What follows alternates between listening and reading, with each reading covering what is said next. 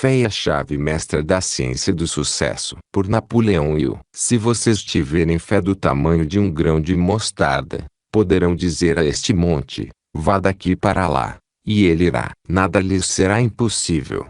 Mateus 17:20. A fé é a chave mestra com a qual podemos abrir a porta que separa nosso destino terreno da fonte eterna de poder do universo. A ciência descobriu o segredo do poder dos átomos, dominou os céus sobre nossas cabeças e os oceanos sob nossos pés e nos deu meios de transporte que se movem mais rápido do que o som.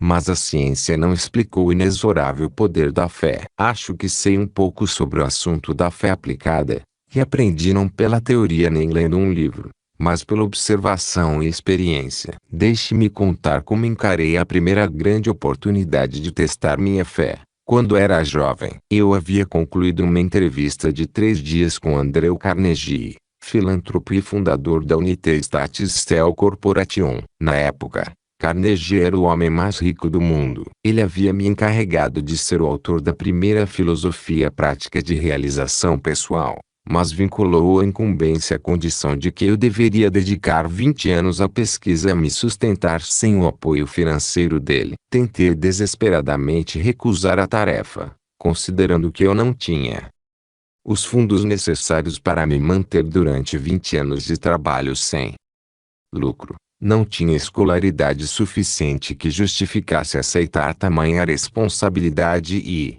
pior ainda, não tinha certeza de entender o significado da palavra filosofia. Todos esses álibis pipocaram em minha mente enquanto eu estava sentado na biblioteca de Carnegie e ele aguardava minha resposta, mas de alguma forma não conseguia abrir a boca para recusar a fantástica oportunidade que ele estava oferecendo. Então, como um relâmpago, uma luz muito forte incidiu em mim, e a sala pareceu iluminada por um holofote. Algo dentro de mim falou: diga que você aceita a proposta. E aceitei. Quando contei aos meus parentes que havia aceitado um trabalho por 20 anos sem remuneração e eles descobriram que meu chefe era o homem mais rico do mundo, tiveram certeza de que eu estava louco. Mas eu estava feliz por perceber que tinha encontrado a primeira grande oportunidade de seguir meu caminho movido pela minha fé. Durante os 20 anos de trabalho com Carnegie, aprendi muitas coisas. Um fato muito importante que descobri é que toda adversidade,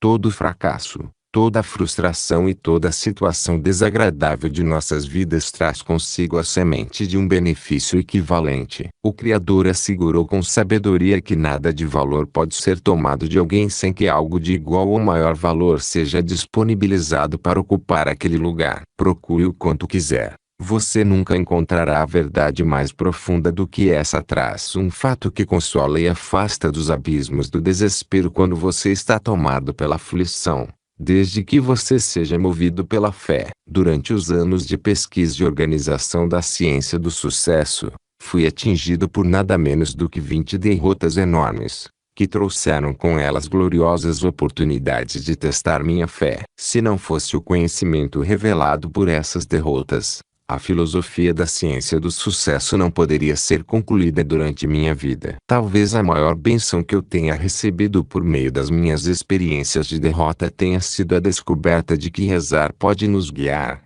mas que, para nos beneficiarmos das preces, devemos fazer as coisas por conta própria. Além disso, as mais efetivas de todas as preces são aquelas em que expressamos nossa gratidão pelas bênçãos que já recebemos, em vez de pedir mais. Depois que aprendi a rezar dessa forma, minhas bênçãos começaram a se multiplicar, até eu ter tudo o que desejava e precisava, sem ter que pedir mais nada. Um importante momento decisivo da minha vida foi o dia em que eu disse pela primeira vez: ó Senhor, não peço mais bênçãos, mas mais sabedoria para fazer melhor uso das bênçãos que recebi ao nascer. O privilégio de controlar e direcionar minha mente para atingir meus objetivos. A mente é projetada de modo a atrair a essência daquilo sobre o que mais pensa. Na verdade, a vida traz a todos aquilo que mais ocupa a sua mente, sejam pensamentos baseados no medo, sejam baseados na fé. A maior parte das pessoas passa a vida com a mente dominada pelos medos e pelas limitações autoimpostas e se indaga por que a vida é tão injusta com elas. O medo nada mais é do que a fé em marcha ré. O alicerce sobre o qual a fé e o medo repousam é a crença em alguma coisa. Outra coisa que aprendi enquanto trabalhei com Carnegie foi que, se você faz o melhor uso de quaisquer ferramentas e circunstâncias que tem em mãos com a fé de que vai atingir seus desejos, ferramentas e circunstâncias melhores vão se revelar misteriosamente. Se você tem em mente um propósito que deseja atingir, o lugar para começar é exatamente onde você está. A única qualificação que eu tinha para aceitar a incumbência de Andrew Carnegie de organizar a ciência do sucesso era uma fé inabalável de que os meios para executar a missão seriam revelados a mim ao longo do tempo. E sempre foram. Um exemplo mostrará como o Senhor trabalha misteriosamente. Há muito tempo, percebi que eu precisava de um sistema automático para dar conta de todas as minhas necessidades. Adotei o que chamo de 9 guias invisíveis. Eu os chamo de meus 9 príncipes. Meu sistema de fé aplicada consiste em 9 entidades invisíveis que criei mentalmente. Cada uma delas aproveita e utiliza o estoque de créditos de fé que acumulo expressando gratidão pelas bênçãos que desejo mesmo antes de alcançá-las. Não sei se esses guias são imaginários ou não. Talvez o Senhor realmente os tenha criado como entidades invisíveis, mas são tão eficientes quanto seriam se fossem reais. O príncipe da boa saúde trabalha enquanto eu durmo, mantendo meu corpo físico saudável e em condições propícias para o abrigo e funcionamento da minha mente. Cada célula do meu corpo é revitalizada com a energia necessária para funcionar de modo eficiente. O príncipe da prosperidade financeira atende a todas as minhas necessidades financeiras,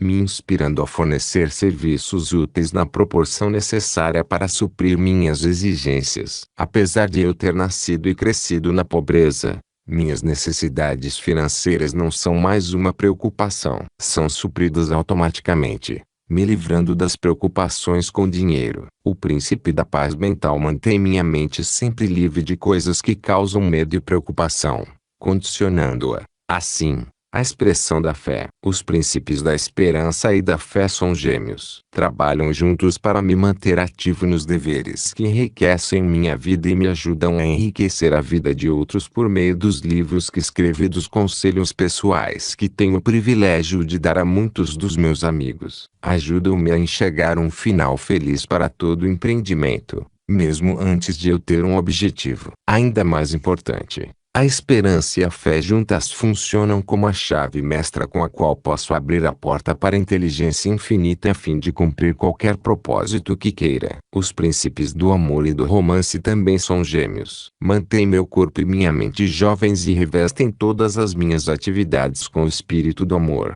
o que faz deles uma influência poderosa que beneficia a todos que deles se servem. O príncipe da paciência me dá uma vida equilibrada e me ajuda a dividir o tempo entre meus pensamentos e ações por meio da autodisciplina, de modo que são eficientes e benéficos para todos a quem influenciam. Esse príncipe me ajuda a me relacionar com os outros de forma compreensiva e tolerante, o que contribui para amizades duradouras. O príncipe da sabedoria geral me mantém ligado a todas as influências que tocam minha vida, passadas, presentes e futuras, de modo que me beneficie delas, sejam agradáveis, sejam desagradáveis. Esse príncipe também me guia na direção certa quando chego a encruzilhadas da vida onde devo tomar decisões que estão além do alcance da minha educação, experiência e capacidade inata. Além disso, minha fé é uma espécie de embaixatriz itinerante cuja função é prestar serviços que não foram delegados aos 9 guias. Às vezes preciso da fé para cumprir funções que não podem ser consideradas pouco importantes. Por exemplo, muitos anos atrás, eu e minha esposa decidimos vender nossa casa na Califórnia e voltar para Greenville, na Carolina do Sul, para eu poder economizar o tempo dos voos entre minha casa e meu escritório em Chicago, Illinois. Tínhamos ideias muito claras do tipo de casa e localização que desejávamos. Primeiramente, tinha que ser um bairro de primeira classe. Precisava ser em um terreno grande, repleto de várias espécies de árvores. A casa precisava ser do tipo descoordenada, que nos permitisse construir mais peças caso desejássemos, e tinha que ficar em uma colina. Por último, mas não menos importante, precisava ficar dentro de determinada faixa de preço. Não era uma combinação fácil de requisitos a serem preenchidos em Greenville ou em qualquer lugar. Mas colocamos a fé em ação e, em alguns dias, fomos levados até o lugar exato que cumpria todas as nossas exigências. Em nossa casa não expressamos palavras negativas, não damos espaço para pensamentos negativos, mas enchemos todos os recintos com esperança, fé, amor e romance. Todos os dias abençoamos todos os cômodos de nossa casa. Abençoamos nosso bosque de lindas árvores e flores. Abençoamos os passarinhos que se alimentam na nossa lanchonete de pássaros e se banham na nossa banheira de pássaros. E abençoamos nossos incontáveis amigos ao redor do mundo, ainda que conheçamos poucos pessoalmente. Por fim, abençoamos a você que está lendo esta mensagem e sinceramente esperamos que encontre nela alguma manifestação que enriqueça sua vida e amplie o poder do bem em todas as suas relações humanas.